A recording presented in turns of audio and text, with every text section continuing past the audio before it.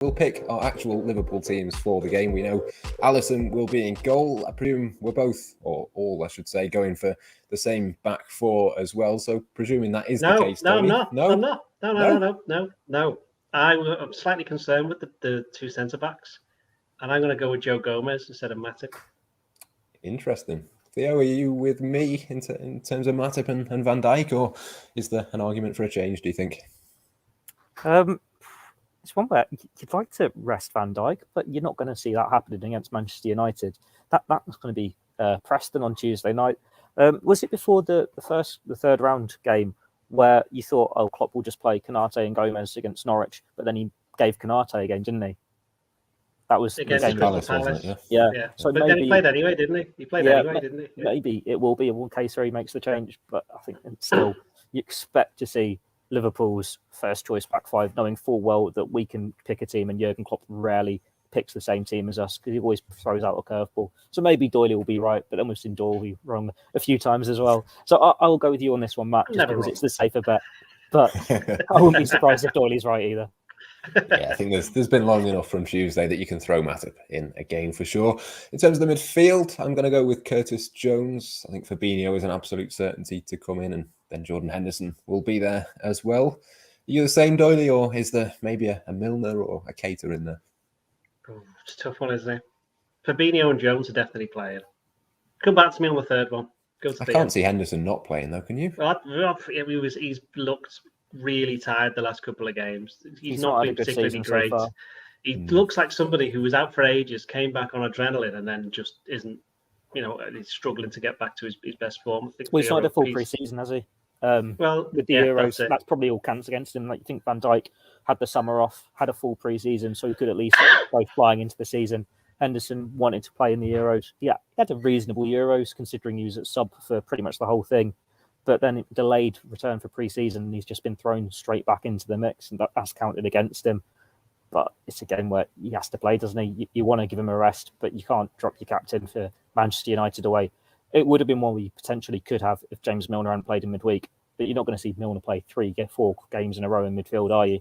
So Henderson will be starting, Fabinho will be starting, and then it's Curtis Jones or Naby Keita, and I am leaning towards Curtis Jones just because he was in such good form before the injury. It's harsh against Naby Keita, but as we've been saying earlier in the podcast, local lad, it's Manchester United. We'd like to see him step up and make his own little name getting in the lights, make his big moment like we've seen Steven Gerrard do in the past, like we've seen Liverpool fan Danny Murphy do in the past, all these local English lads. Curtis Jones' turn. And I'm going to get some stick for saying that. Sorry. I'm going to change my mind and say I can't play Gomez and Milner, so I'm going to put Matip back at centre-back, and I'm going to play Milner.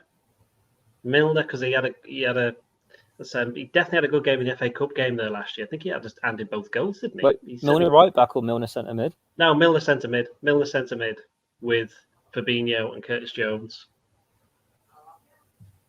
Interesting. Blow minds there, I know. But no, basically heard what I've said and then thought, going to do complete opposites. Ignore that one. Let's see if we're on the same page in terms of the front three, which I think we probably will be. I think this is an absolutely tailor-made game for Roberto Firmino, and then obviously Salah will be there, and probably Sadio Mane on the opposite side doing. I'm going to go with I'm not really going to read. I think I'm going to go with those three. Yeah, with Jota definitely coming on. It's a shame if Thiago had been fit. I think this was a game where he'd have just gone in and just started messing about. Just doing it here, there, and everywhere. And I think he's someone I've mentioned in a couple of pods recently. He has been missed, as far as I'm concerned. Don't forget Liverpool. Okay, I know when he played something like 4 games or something daft like that, but Harvey Elliott started the season in very good form. So Liverpool have already lost 2 players who were kind of in and around that team at the beginning.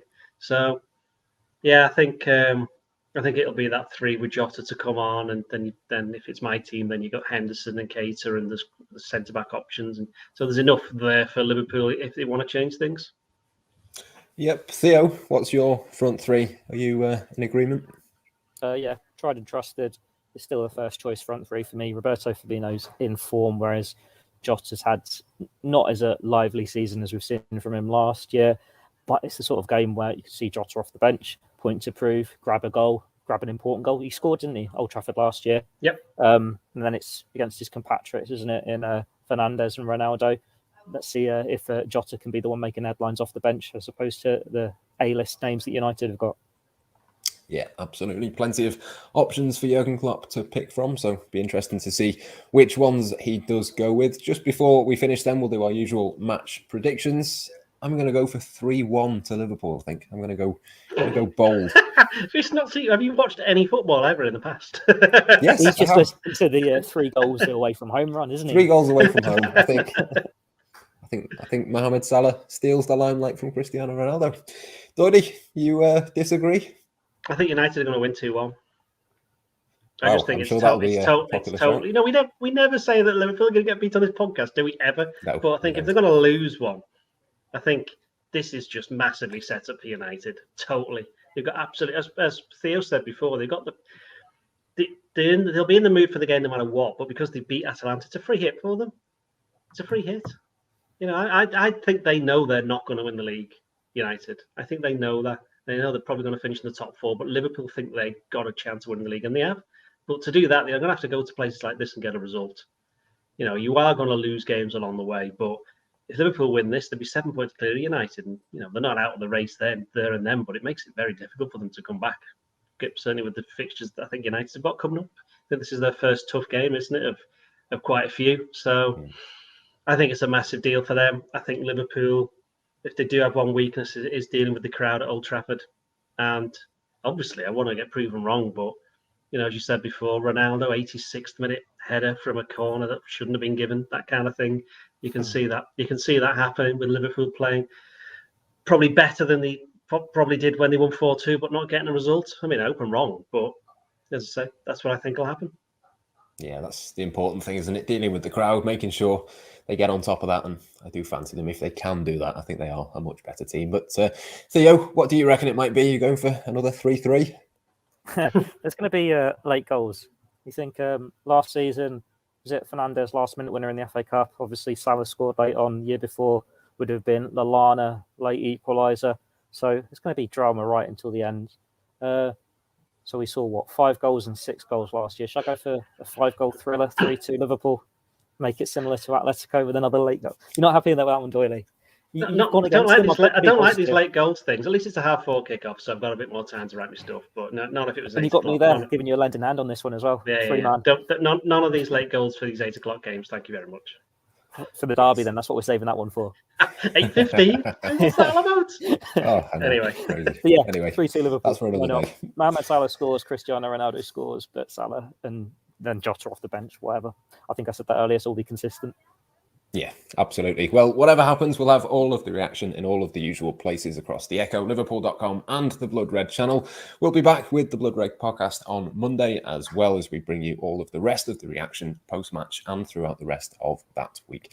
For now, though, from myself, Matt Addison, from Ian Doyle and from Theo Squires, enjoy the game. It's goodbye for now.